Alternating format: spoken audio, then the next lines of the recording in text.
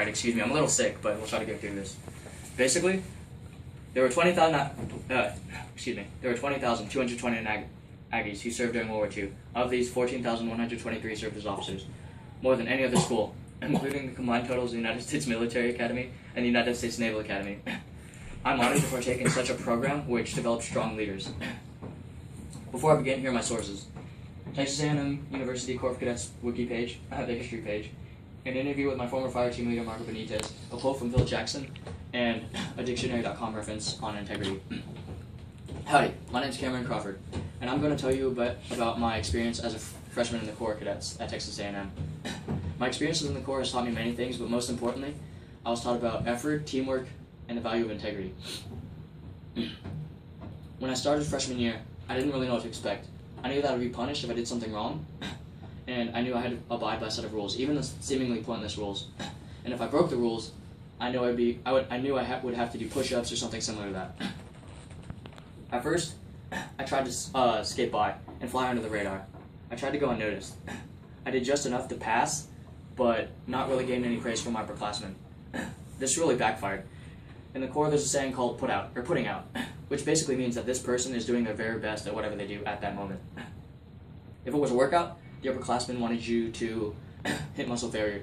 If it was an inspection, they wanted the room to be perfect with no room for error and everything in its proper place. My fire team leader, the sophomore directly responsible for me, once held a meeting with us one week.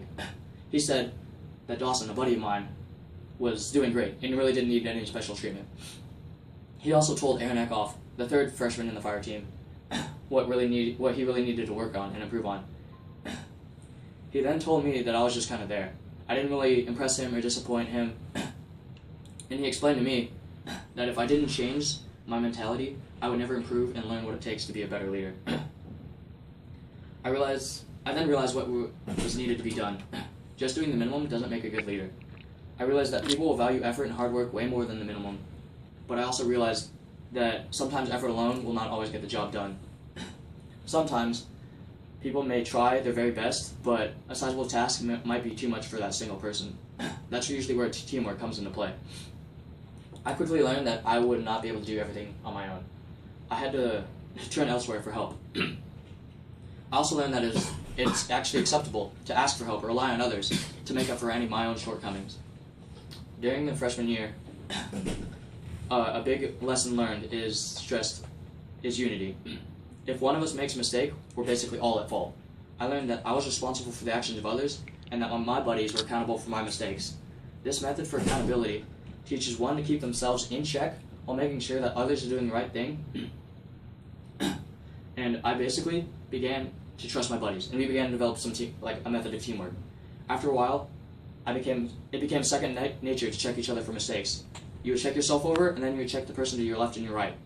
I then learned, but I also learned that I was not the best at everything.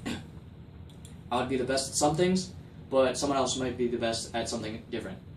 And we would compensate for each other's faults. I could not have gotten basically to where I am today without the help of my buddies. This concept's easily represented by the quote, to quote Phil Jackson, "The strength of the team is each individual member. The strength of the member is the team." Through unity and teamwork, I learned to hold myself accountable for my own actions. Excuse me. Integrity is defined as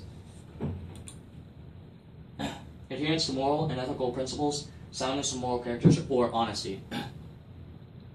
In my own terms, it basically means you're always doing the right thing, even if no one is looking.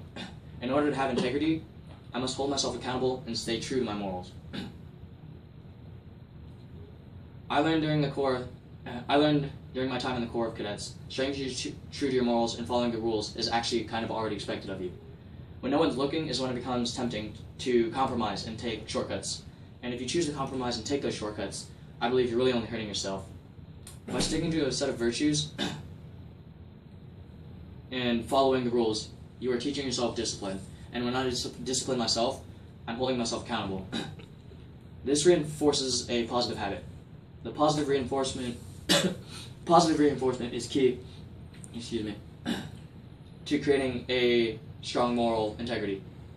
I've learned that doing the right thing when no one is looking carries over to everyday activities.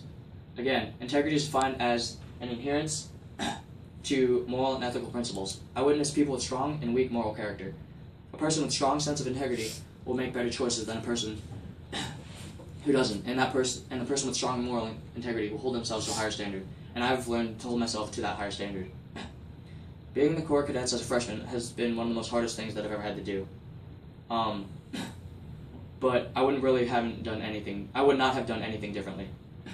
The Corps of Cadets at Texas A&M has taught me the importance of putting forth effort. As a freshman, I learned the importance of teamwork and that it is acceptable to rely on others and have others rely on you. I learned that in order to have integrity, I need to discipline myself and keep myself accountable for my own actions. All the lessons has helped me become who I am today, and I'm continuing to learn during this current year where I am now leading my own freshmen just like the fire team leader before me. Thanks, and Gig'em. Gig'em.